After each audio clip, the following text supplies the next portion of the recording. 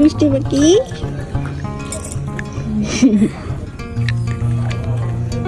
আসসালামু আলাইকুম এভরিওয়ান, কেমন আছেন সবাই? চলে আসলাম নতুন আরো একটি ব্লগ নিয়ে। এই ব্লগটি হচ্ছে দেশে আসার পর আমাদের প্যাকেজিং গুলো খুলতেছিল, মানে যে জিনিসপত্র এনেছি সেগুলো বের করতেছিল। সাধারণত এগুলো সবকিছু কম্বল দিয়ে মুড়িয়ে দেয়, যে কেউ আসুক না কেন বিদেশ থেকে এগুলো কম্বল দিয়ে মুড়িয়ে আনে। তো যাই হোক, আমাদের প্যাকেজিং খোলা শেষ। এখন একটু ঘুমিয়ে নিব, কেননা 2 দিন ধরে ঘুম হয় না।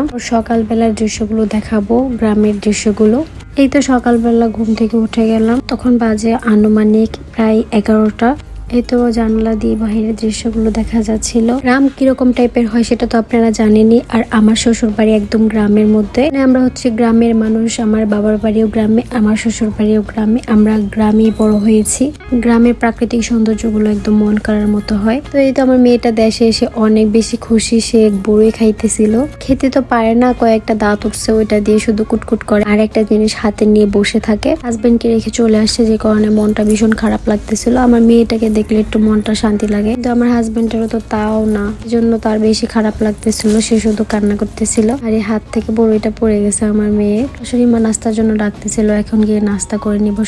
সকালের নাস্তা ছিল ছোট ছোট আলুর ভর্তা, আর বিদেশ থেকে আসার সময় আমার হাজবেন্ড উটের মাংস দিয়ে দিয়েছিল, সেটাই রান্না করেছে। এইগুলোই ছিল সকালের নাস্তা শেষ করে হাজবেন্ডকে কল দিলাম, তাকে একটু হাসানোর চেষ্টা করতেছিলাম, সেও হাসতেছিল। আর আমি একটু বাহিরের দৃশ্যগুলো দেখতেছিলাম। এই ভিডিওগুলো অনেকদিন আগের করা, কিন্তু সময়ের অভাবে এগুলো আর আপলোড করতে পারি নাই। এডিটিং করাও তো অনেক ঝামেলার ব্যাপার।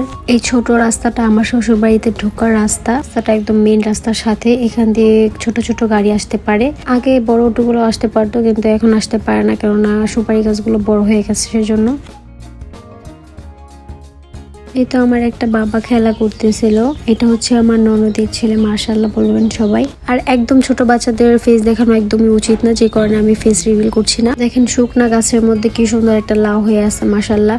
এই লাউটা মানে একদম শুকনা গাছের মধ্যে হয়েছে, গাছের পাতাগুলো শুকিয়ে গেছে। এটা সম্ভবত বীচির জন্য রাখছে। আমি বারবার এই লাউটাকে খুঁটিয়ে খুঁটিয়ে দেখতেছিলাম, আমার কাছে ভালোই লাগতেছিল।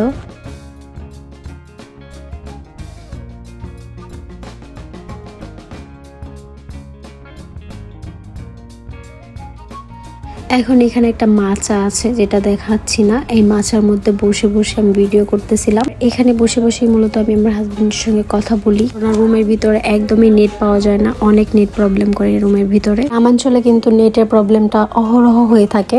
আগে এত নেট প্রবলেম ছিল না এখানে, কিন্তু এখানে দেশের মধ্যে একটা খারাপ পরিস্থিতি ছিল, তখন এই অবস্থা হয়েছিল। আর এখন পর্যন্ত ঠিক হয় নাই। এই পর্যন্তই ছিল আমার আজকের ব্লগ ভিডিও। ভালো থাকবেন সবাই, আল্লাহ হাফেজ।